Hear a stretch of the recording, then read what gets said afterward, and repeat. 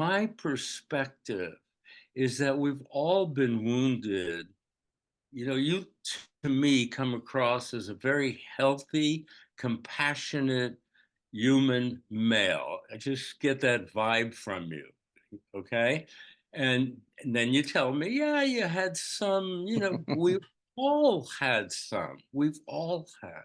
And I think we're here to there's a creative aspect, okay? There's where creativity is involved because to take those wounds, it's an alchemical process to take those very wounds and turn them into gold. Good day, listeners. You are listening to the Spiritual Artist Podcast. This is CJ Miller, your host. It is a warm, warm day here in Dallas. Spring is coming perhaps a little early since it's only February 1st. I have a neat guest that I'm excited to share with you today. And we're going to talk about trauma, focus on trauma. But let me introduce Dr. Don St. John. He is a psychotherapist, a continuum consciousness teacher, and the author of the award-winning book, Healing the Wounds of Childhood, and the revised edition, Healing the Wounds of Childhood and Culture. He has been engaging the 4 pillars of wholeness, I love that, for almost 60 years: the somatic, the psycho-emotional, the relational, and the spiritual. I love that holistic looking at things. Good morning, Don. How are you today? Good. Very good. I'm excited to be here. Looking forward to our conversation. I am too. I am one of those, I call them a lifelong learner. And I love books. I love reading new methodologies. And so I had to, we put this out about a month or so, 6 weeks ago. I talked to you first because I had to get your book, and I have plowed through it. And in my normal fashion, highlighting and bookmarking things of interest, things that I need to research further. And this is an incredible, it's a lifelong piece of work, really. It shows that you have used so many different methodologies, and I love it. So there's so many things here I have to look at. The one thing that interests me, and we're not even going to talk about it this podcast, is the Rolfing, Rolfing. I maybe a next podcast. But Okay. so what I wanted to start with you, Dawn, on and tell you why I wanted to have you on this show. I don't know if you're aware of this, but as a spiritual artist, what I focus on is what I call the spiritual aspect of people and how it affects their art. So I would consider the spiritual aspect of someone their consciousness. And so a lot of times I see so many people struggling, and they're trying to learn how to hold a pen or use a brush, or they want to learn the technical, physical things. And that's all valid. And I do workshops and teach that. But I like to teach them about how to go back and be more self-aware, because it's our consciousness that we take into the art studio.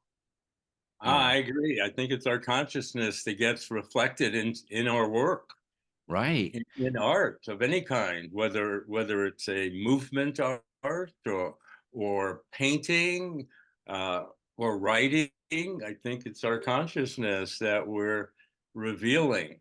Right. And so I think for me, what I want to share, I had a retreat in the fall, and I've started doing public speaking, and I do an exercise. And I want to share that with you because it really ties into your book. And listeners, you can, if you're watching this on YouTube, you can see the cover of the book here right now.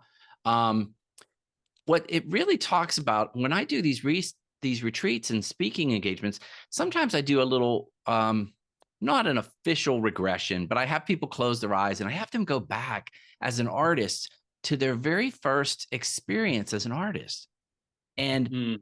I have them focus on, how was it received? Like, did your mother brag about it, or did your father laugh at it? You know what I mean? Did they hang it on the fridge, or did they make a mockery of it? Because to me, that sets the tone for how you view art for the rest of your life. Yeah, it can make a big difference. I'm wondering if you drew any conclusions from the data that you gathered in that exercise. It's interesting. I think a lot of people, just by bringing it up, making them more aware to even notice it. I think you talk here about how there's coping mechanisms, a child solution. It says construction of an image. and how we as children we learn to cope and hide those experiences. Um, Hmm. so what I wanted to share with the listeners, I was when I was reading this, you don't really go into it very much, but I could sense that you really did have a very traumatic childhood, you know. Quite, yes, yes. Beginning at birth, I almost died in the birthing process. The cord was wrapped around my neck. My mother said that it was the consummate skill of the obstetrician that saved my life. And then, as I jokingly, not so jokingly, say, then my life got worse from there, you know. Well, it sounds like it was rough. I mean, It was rough. It was very rough. and, Yeah. and a lot from your parents. I mean, I don't know if Yeah. you feel comfortable sharing that with the listeners, but it sounds like they were verbally and physically, let's just say aggressive, you know? That's a euphemism, Chris. Aggressive. They were, well, hers was by, commission. I mean, did she beat me, she'd swing, she'd come at me with wooden spoons and uh like that, enraged. I mean, when you're 4 years old and a big person is charging you enraged, that's pretty terrifying. My father, on the other hand, was almost non-existent. He was critical. Uh, he was sarcastic, but he didn't engage much. I mean, the psychology gets very complicated, and I don't want to bore your listeners with the psychodynamics of that configuration. Suffice it to say that it was, my best response was to freeze and live in my fantasy world, you know. So thank God, thank God, somewhere along the line, very early on, I recognized, however vaguely, I recognized that I needed healing and began again about 60 years ago, a path that continues to this day. Yeah. Well, like I said before we logged in on this call, this book is definitely shows so much experience and insight into trauma and how it affects you and different ways and different methodologies to approach that trauma. Yeah. Yeah, I think that's why it's a very worthwhile book because of that very fact. It shows you numerous ways to approach it, and it has to be approached. Especially if the trauma is severe, it affects the entire being. It affects our very tissues of our body, not just the brain and nervous system, but our very tissues, our muscles, connective tissue. It affects our ability to relate to each other, to receive love, to love. Our capacity to love is profoundly affected by trauma, by the Wow. wound. Well, I wanted to say first, I'm sorry that you had to go through that. You Thank know, you. Thank you, Chris. I, Yeah. I am sorry that I feel like I had challenges as a child. It was more, I would call passive aggressive, like hidden a little more, not Yeah. not so physical. It's still different. It's, you know, um, so what do you think did make you realize you needed to change? I mean, I don't know if some people ever do. Some people just block it down and never ever approach it. But what do you remember at all? What triggered you to start going, hey, I Well, need help I'd like here? I'd like to answer that question in two ways. One is to say, see, my perspective is that we've all been wounded. You to me come across as a very healthy, compassionate human male. I just get that vibe from you. Okay. And then you tell me, yeah, you had some, we all had some. We've all had. And I think we're here to there's a creative aspect, okay? There's where creativity is involved, because to take those wounds, it's an alchemical process to take those very wounds and turn them into gold. Yeah. Okay? Turn them into gold. Let me give you an example. Let's say a male has a sexual issue based on trauma in his life with his mother or father, and he's not confident going into a sexual relationship. Well, one way of turning it into gold is to develop the ability that's rare, even in the healthiest men, to communicate at that level of vulnerability to his partner. And if he can master that, then, sexuality becomes a whole new arena of Yeah. depth and pleasure and connection. Can be wonderful. It's that transmutation, if you will, of that wound into a strength, into gold. So that's the first thing I want to say in answer to your question. The second, for me, it was rather dramatic. I was 20, 21 years old. I was in the Air Force. I had broken up a relationship the year before, and I was drinking wildly.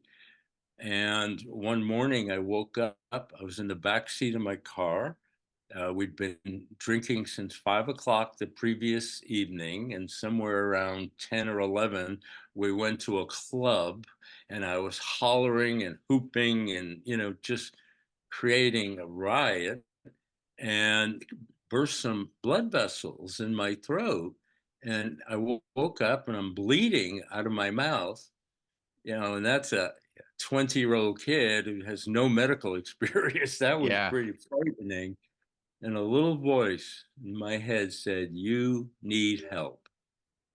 You need help." And that was the first, that I took that first step, went to the yellow pages, found a psychiatrist who worked on Saturdays. Uh, yeah, and it's been ongoing ever since. Well, I didn't realize just how badly wounded I was. I had no idea because, kids assume that what they're living is normal, right. that Mhm. the stuff that's coming at them, the criticism, the beatings, whatever, is their own fault. They tend to assume it's their deficiency. They're just not lovable, not good enough. And that's part of the deep wounding, Well, to go through life. what I love about your story is you said, and I encourage this as an artist, but as a human, you said that you heard this voice. And so I would say, and I'm real big on this. I even have these wristbands that say, "Listen." You know, I don't know if you can read it, and it's a I, reminder to me to all day long when something happens because we get so reactive is to stop and listen. Just mm, listen. And so you did listen to that voice. I did. Thank God. Thank Yeah.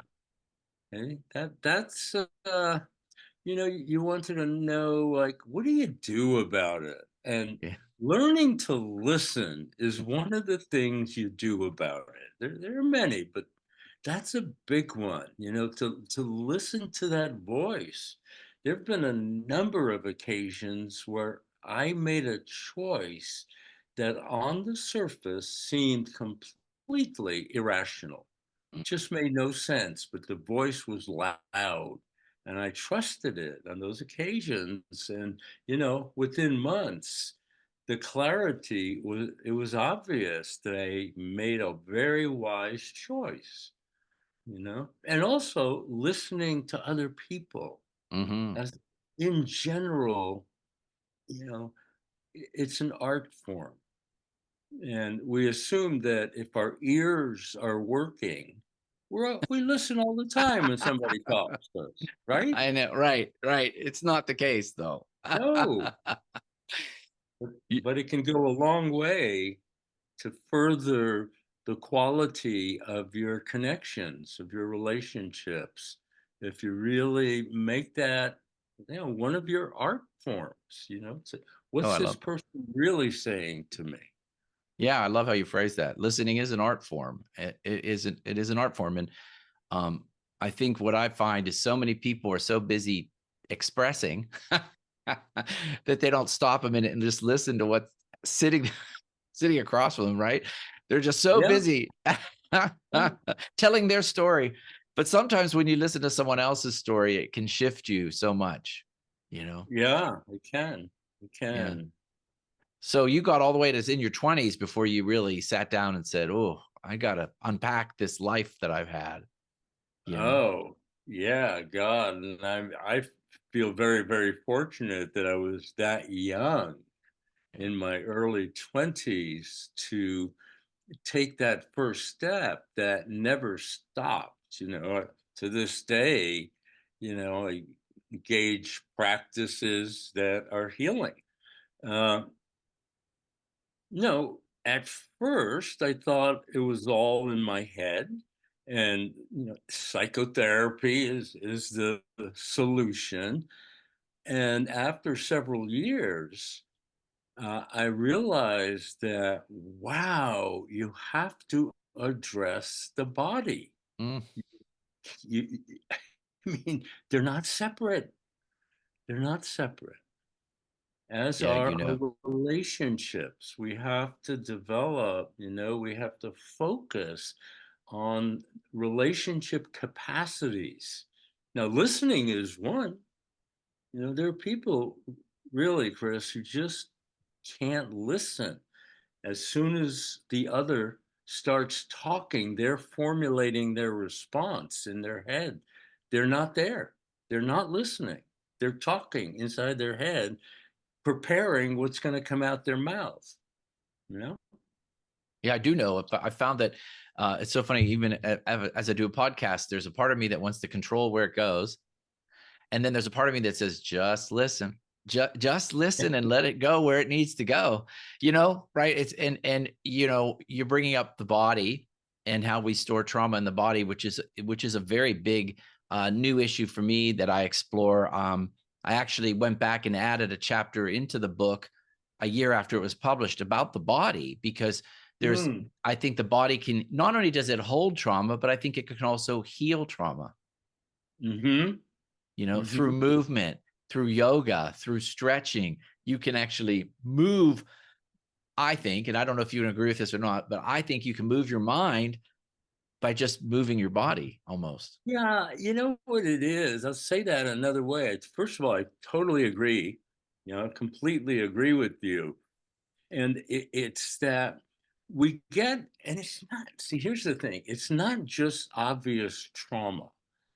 It's also, it includes the ideology of a culture, okay? The belief systems of a culture that allow X, Y, Z and disallow EDF, okay? And the things that get disallowed, we obey those injunctions by tightening up our bodies, restricting our bodies so that the movements involved, let me give you an example. Let's say it's self assertion, right? Let's just, okay, self assertion. If the culture says you don't do it, you stay very quiet. If somebody insults you, okay, just get quiet. You obey that by, because the obvious natural reaction is to, respond with strength, right? A Right. little kid, you can see it. But to obey that, we got to tighten the muscles. And over time, they stay that way. And so even if we get it in our head, it's okay to be self assertive.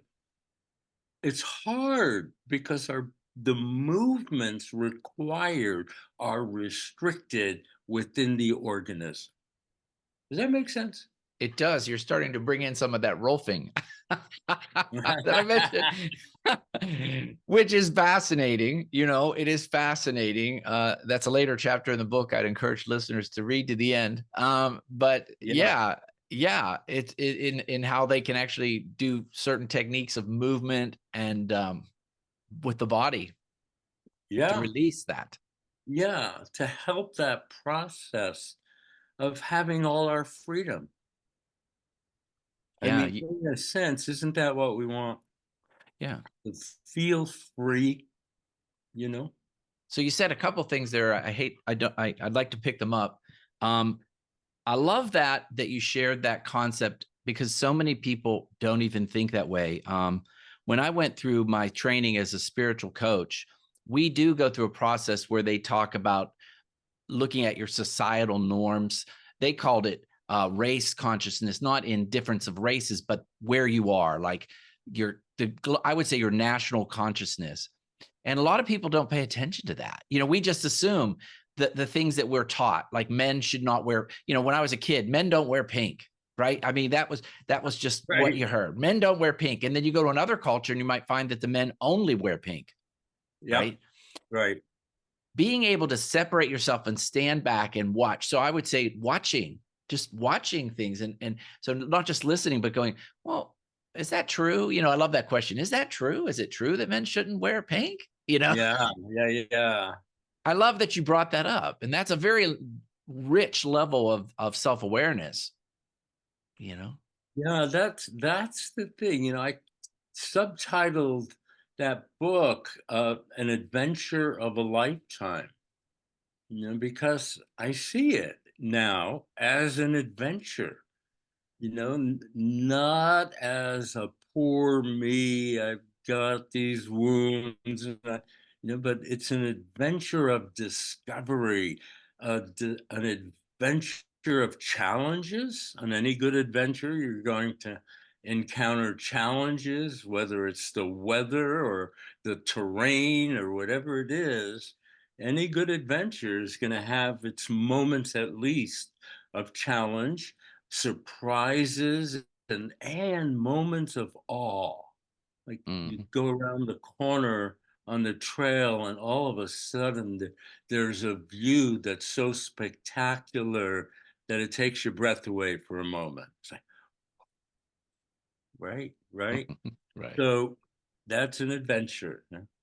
It is an adventure, and, you know, I think everything that happens to us, I love to point out to people that there is a lesson, there's a gift in everything, right? Mm, And mm, even in the childhood and the parents that you had, there was a gift mm. because it really pushed you out of that bubble, didn't it? You know? Oh, Quite listen, literally, maybe. Right. I agree, and there's something to be addressed in that. Yeah. But again, first, I agree because look, I'm having this moment right now, right? Talking to you, never met you. We've had some email communication, and I'm feeling delighted. Like this is really fun. I can see you're aware, awake, interested, and you know, I'm having this moment because of everything that came before. If I had had a more quote unquote normal childhood, who knows what that would have been like, I might have been working in a bank, making Yeah. a lot of money, maybe, but you see now it's tricky here because you can't say that to somebody Oh, I know. too Yeah. quickly, you know. Wow, what a gift you got. Oh, your father punched you in the jaw, broke it a few times. Hey, were you lucky? Yeah, no, no. Empathy is definitely what's called for there. Right. However, when that person reaches a certain level of consciousness, when there's a certain development that can look back with utter gratitude, you know? It's like, Mm, because that's what I got dealt. But look at what I've made from it. Look at what yeah, I've done with it. And, in my case, see, part of my message is for this, if I could do it, if I could do it, anyone can do it, you know? right. And it's like, what are you waiting for, folks? The information's out there. The resources are out there, you know?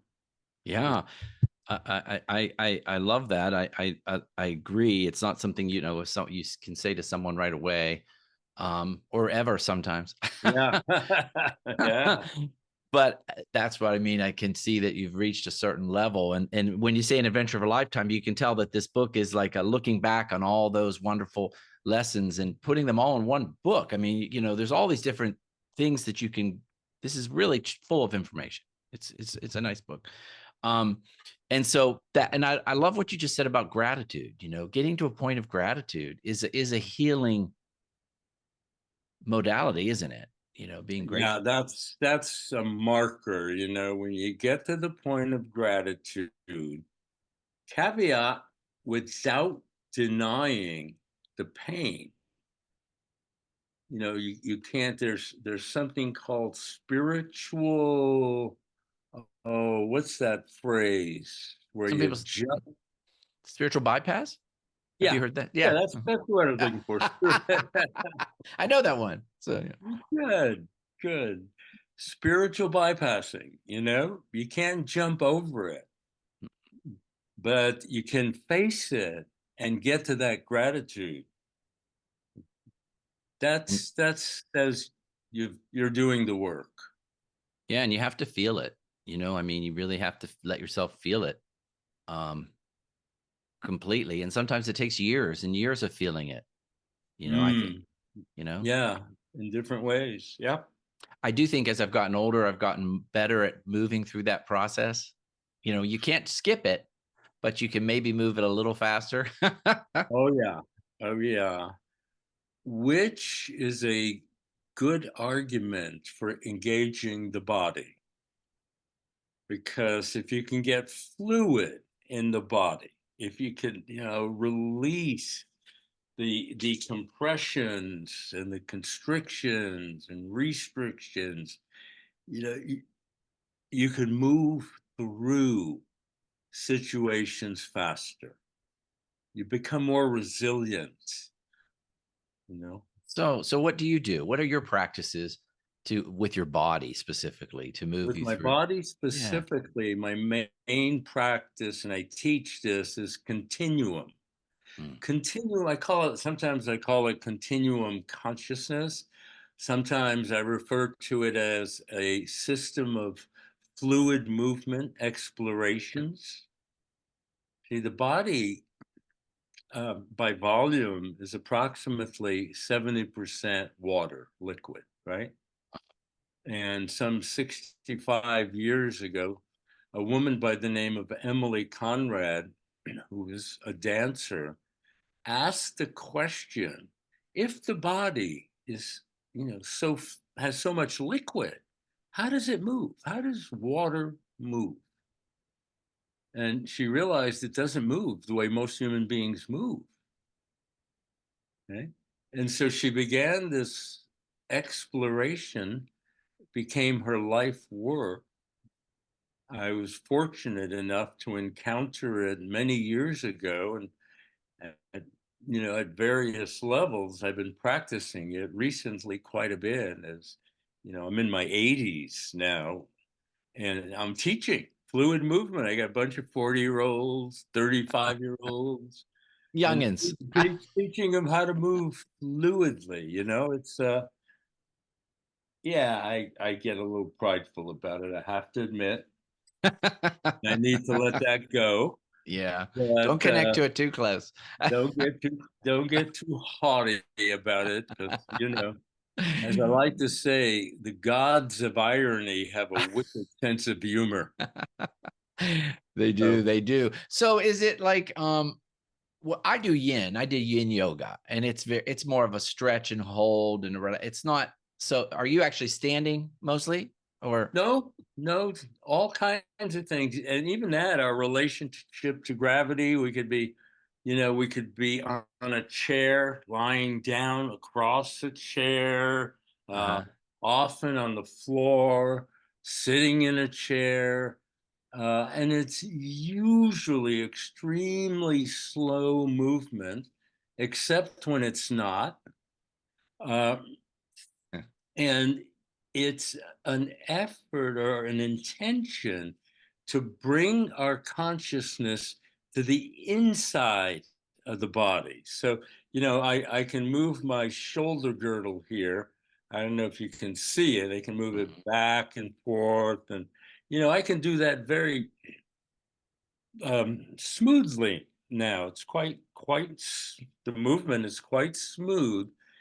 And that's one level of it. But when I'm practicing, I'm attempting to go in the inside between the front and the back and feel the sloshing of fluids on the inside of that girdle. Okay. Oh, interesting. I've never thought of it that way. Yeah, it's Yeah. yin yoga is great. And I've done yin yoga. I like it. I mean, there's so much out there Mhm. that can support people really connecting to themselves in a whole bodily way. You know what I loved that I think a lot of people aren't aware of, that I wasn't aware of most of my life, is when you said projecting your consciousness into your body. Most people listening to this are going, "What are you talking about?" Like, "What are Right, you talking about?" right. And I feel that we have done. I love this. It's called I think it's called a 61 points of light in yoga, where you visualize. So I would tell a listener to visualize like a white glowing space between your eyes, and then Hmm. and then you move that visualization. So what you're doing is you're putting your thoughts, your consciousness, you're directing it into the key points of your body. She'll go through each tip, fingertip, fingertip, fingertip. And I have the most crazy ADHD monkey mind, you know, and it slows me down and it makes Yeah. me present, It right? makes you present. Exactly. That's what it's about. You see, the more trauma, the more difficult it is to be fully present Hmm. because we're literally in the past. Oh, I love that. Yeah. We're holding on to something, from the past. We've configured to protect ourselves from the wounds we were feeling in the past. So to fully get here, you see, I could ask you, could you feel a difference before you start that visualization of the light?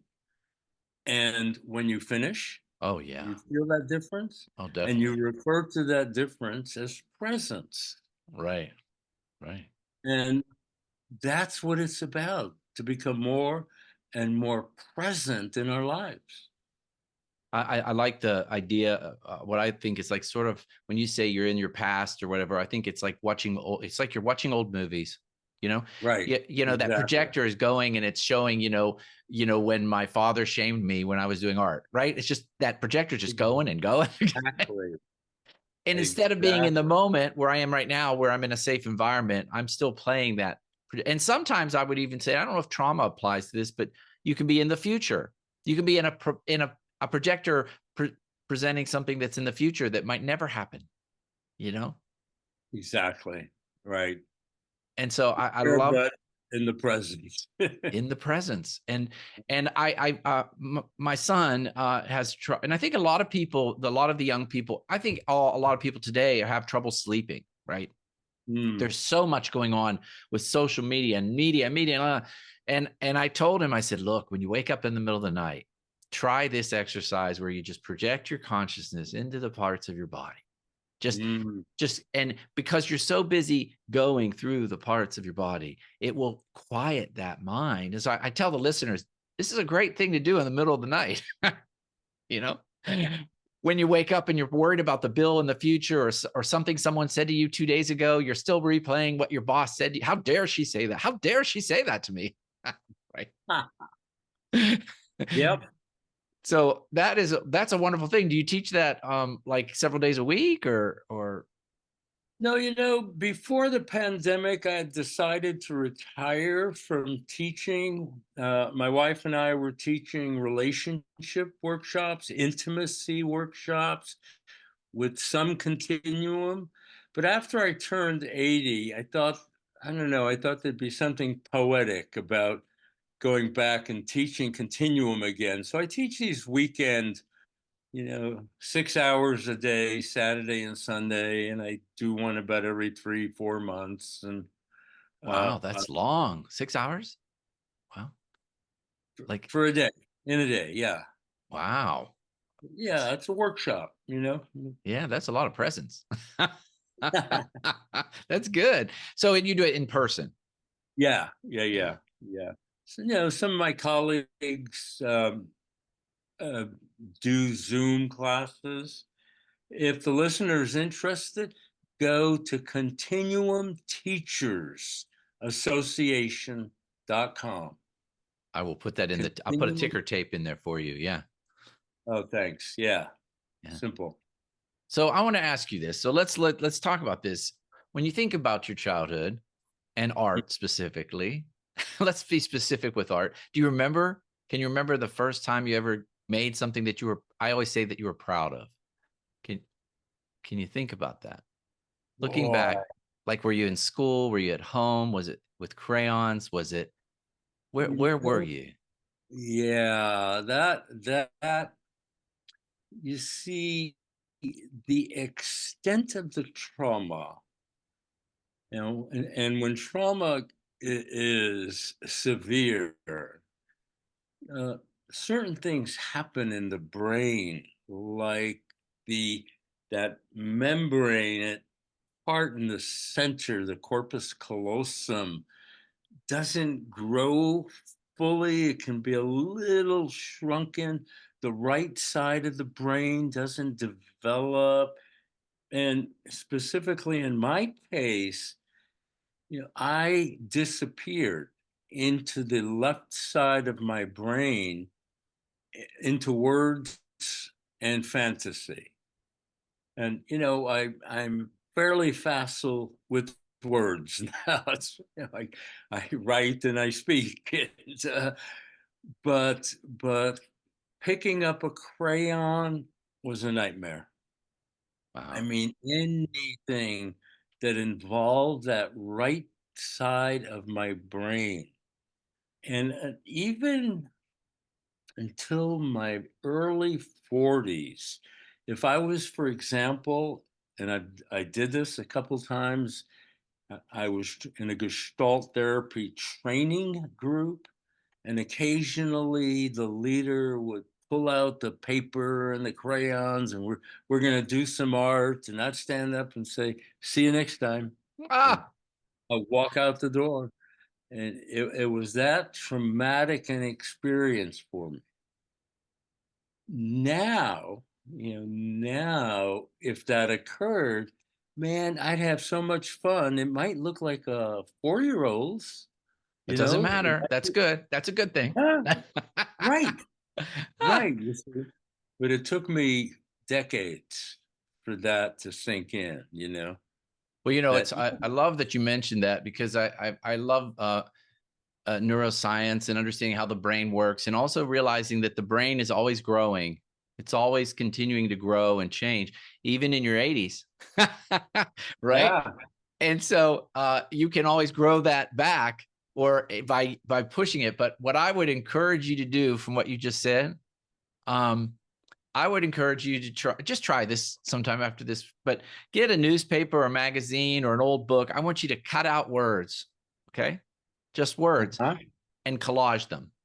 Just move the Ah, words around, because that's your portal. All right. So you have words is your art. yeah, Okay. yeah, yeah.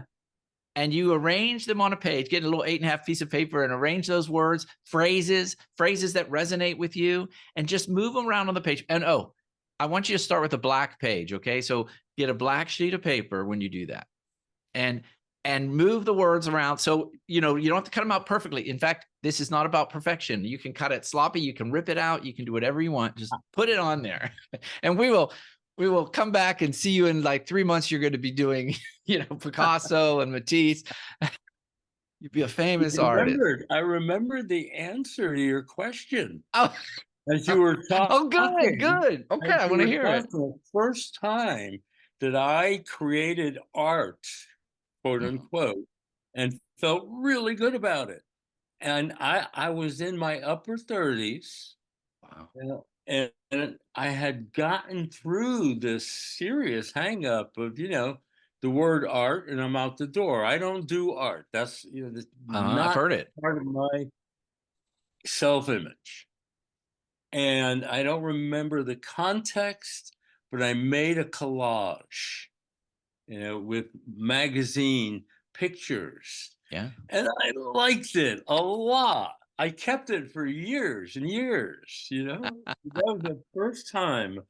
I must have been somewhere around 38 years old. Wow. Yeah. You said a couple things there that I really love. Yes, you said I don't do that.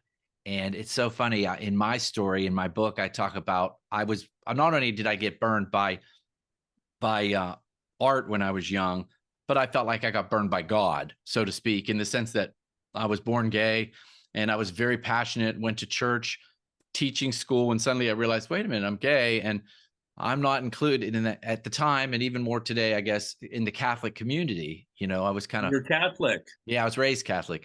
And so Wow. for years, I would say that to people. They would say, but what? And I'd say, I don't do God. Just like you just said, I don't do art. And I said those exact words, I don't do God. And you know what my friend said to me? I talk about it in my book. She said, call it by a different name. Yeah. Yeah. So Yeah. I was thinking, how interesting. Maybe instead of calling it art, call it by a different name. Call it, Yeah. call it collage, or call it, you know, Yeah, play, or that could have very well helped for sure. I don't have that hang up now. I yeah. I I would be happy to, being in a group of people, do my 4-year-old piece of art, stand up and proudly display it, I Oh, that's that's wonderful. You know what, Don, what I do with a lot of artists, what I try to do in my process is I take them before they learned how to edit that 4-year-old art. See, what happens mm, is we learn to edit our 4-year-old selves and be like everybody else. And so when I teach artists, I want them to realize that there is a unique creative DNA underneath all of that. There's a who you are as an artist. And you have to get rid of all that where you're told it should be a perfect line, or it should look like Matisse, or it has to be perfectly balanced. And I want them to go back yeah. and find that innocence of being a child before they edit it, you know? And I would imagine, Chris, that a lot can come up emotionally in Mm, that process of going back. yeah, it is. And you have to be empathetic, like you said. Empathy is a Mm, big, big tool, you know? absolutely. So that's interesting. That is great. So, so let's say if there is someone listening to this and they're an artist and I think well, let me do this. I'd like to share this with the listeners. One thing I find frustrating is I have people that'll say, I don't need to do coaching, or I don't need counseling, or I don't need therapy. And I think everybody needs it, you know? How do you encourage someone? Those people, they're just so shut down. Like, I don't need any help. How do you get them? What would you say? Yeah, that's a good question. Uh, you know, what comes to me is to ask, are can you let love in?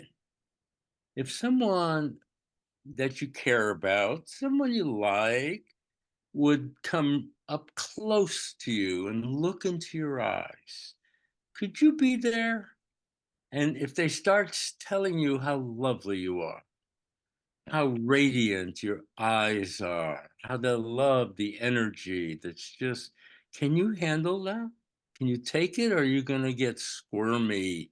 Like, most people get squirmy. Most people do get squirmy. Most people get squirmy, and that's, it's about increasing our capacity.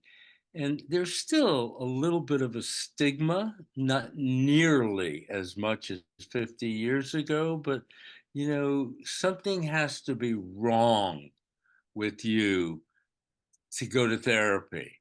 And I'm saying, look, there are these four pillars of wholeness: your connection, your aliveness in your body, the quality of your flesh.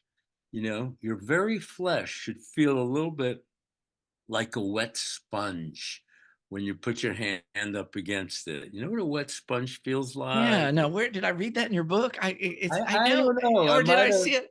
It resonates with me. I feel like maybe I did. Yeah. And think about that compared to a dry sponge, a sponge that doesn't have any water in it yet, and feel that.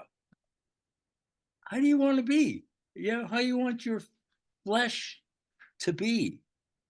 How do you really feel about yourself? Can you stand in front of a group of people and take off all your clothes, emotionally speaking? I'd have trouble. But that's true. No, you're right. It shouldn't Like, matter. here I am. Here I Yeah. am. If you can do that, imagine the freedom. Imagine if you can say, yeah, I didn't have sex until I was 28. And just be And I vulnerable. suffered Right. from terrible shame that I was still a technical virgin at 18, Yeah. And like, I think it's true. Being vulnerable and just being realize vulnerable, being being vulnerable. open. And Yeah. someone would say, well, why would I want to do that? And my answer is, it's just freedom. You don't have to do that, but you can't. You can't do that.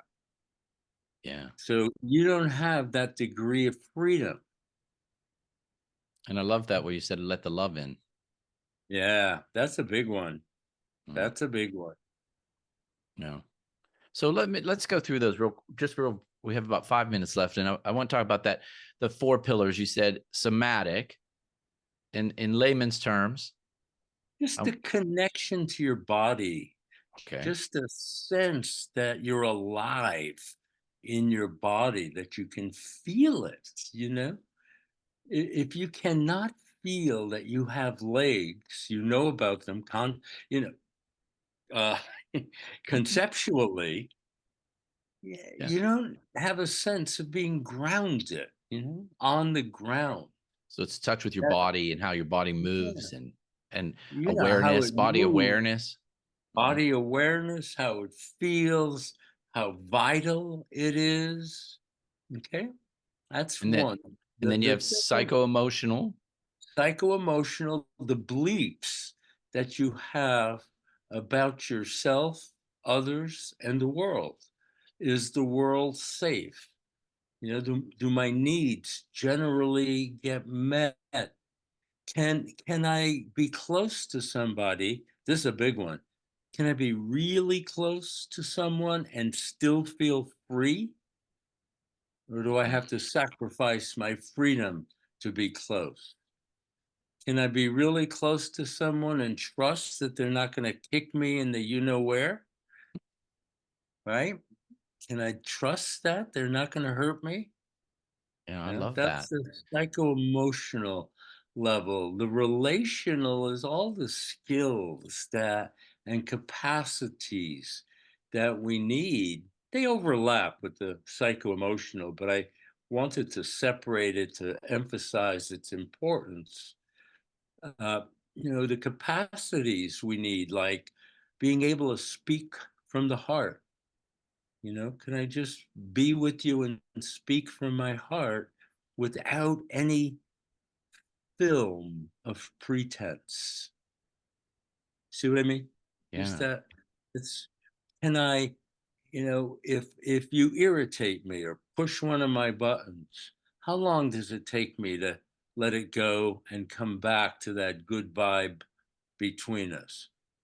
Can I do it Hmm. in 30 seconds or do I take 30 days? Let me try. Push your button. Push. Let's see how long it takes. Yeah, I love that yeah, though. It's true. How fast do you heal from it? How fast do you come back? How fast you get to center? You know? yeah, yeah, Yeah. yeah, yeah. And I love the last one, spiritual. Spiritual. So, Yeah, yeah. I'm a recovering Catholic, how are you? as, as are you. And I went through my phases of agnosticism and atheism. And then I took psychedelics in graduate school back in 1968. And I couldn't say I was an atheist anymore. I didn't know anything beyond that, but there's something that I don't know about. And then, subsequent life experiences confirmed for me that I am part of something beyond my egoic sense of self. Yeah. And many different experiences. That would be a whole other 45 I know. minutes of Yeah. conversation, but many experiences, including surviving a serious heart attack, major heart attack, big one, not a tiny one, big one, and not seeing a cardiologist for 3 months, Oh and yeah. my heart is completely normal still. You Little know, things, that experiences like that. I can't remember the psychedelics. There's something on, I think it's on Prime or Netflix. There's a whole documentary on it, and it's based on a book. Can you remember the name of the book? There's a book about the exploration of psychedelics and the history Like of them. changing your mind by, Yes. yeah, Yes, I think I even have it somewhere. Changing Your Mind. I want to share that with the listeners because it's an amazing book. It's very interesting. Yeah. yeah, yeah, yeah. And His if you don't like prior to read, writing, yeah, if you don't like to his read it, you can watch it. You yeah, can watch it. there you go. Yeah. Right. I mean, when we talk about psychedelics, we do need to be careful. Hmm. I mean, if the children and adolescents listening to this, it is not something you play with. Hmm. It's something that's done in a very safe, serious setting, understanding all the elements about it. You don't just go to a party and pop some psilocybin or LSD, even ecstasy. I mean, best to do that under very intelligent circumstances. Yeah, and you'll get that one from watching the documentary, how they have a guide with you, and it's very careful, and it's not something you want to play around with. But it's interesting that it does make you supposedly gain a connection to all that is. You know. Yeah, that's So, that's the essence of spirituality, is that connection to all there is. was there anything else you want to share with our listeners? We went a little smidge long there, but this was fun. So, is there anything else you'd like to share with our listeners? Just an encouragement to stay on the journey, or if you haven't yet, embark on it. Oh, Go for it. Go for it. I love it. I love it. And like I said, this book, your book, Healing the Wounds of Childhood and Culture, it definitely has a lot of data. If you're like me and you're a lifelong learner and you just love to get down and read and get references about where to go from here, it's a good book, and I highly encourage it. So this has been a joy, Thank you. Don. I really have had fun. Me too, for Yeah. sure. And there's a lot we didn't cover, but like I said, we only Ah, have one episode. But anyway, get in thank touch you. with me next year. We'll do it again. We will. So thank you again. It's my pleasure. Listeners, thank you for listening to the Spiritual Artist Podcast. Please follow this channel on YouTube so you'll get updates when new interviews come out, or you can follow me on any of the major podcast channels. I do have a couple retreat openings left for the spring retreat, the Spiritual Artist Retreat in April, and I have scheduled one that will take place in November in Dallas. And you can come to that retreat as well. And you can collage or cut out words or do whatever you want with us on the Spiritual Artist Retreat. So thank you and have a great day. Thanks again for listening to the Spiritual Artist Podcast. Whether you're watching this show on Apple Podcasts, Spotify, Google Play, or iHeartRadio, make sure you choose the subscribe button so that you will receive updates when new segments are released. Most importantly, be still, listen, and know that you are a spiritual artist.